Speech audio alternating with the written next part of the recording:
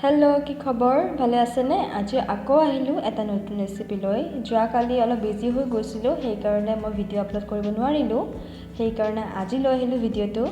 আজিৰ ৰেচিপিটো হ'ল আনাৰসৰ সৈতে পনীৰৰ গ্ৰেভি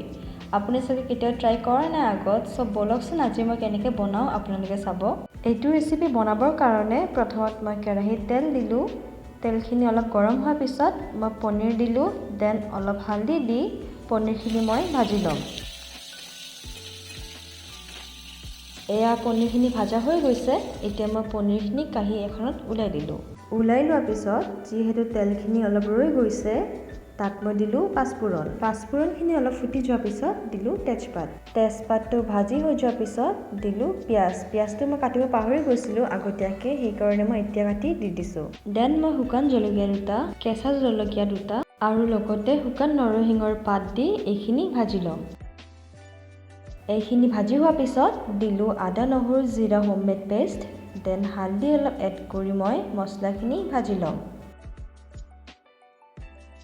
মছলাখিনি অলপ ভাজি হৈ যোৱাৰ পিছত এয়া মই কাটি থোৱা আনাৰসখিনি দি লৈ এবাৰ মিক্স কৰি ল'ম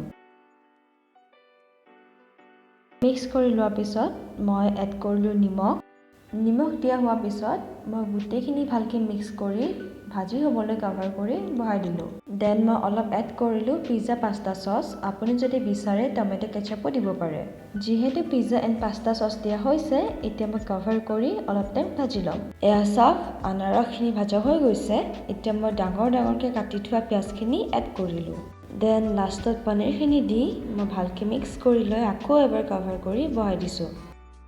এণ্ড এতিয়া গোটেইখিনি কমপ্লিটলি মিক্স হৈ গৈছে চ' মই এড কৰিলোঁ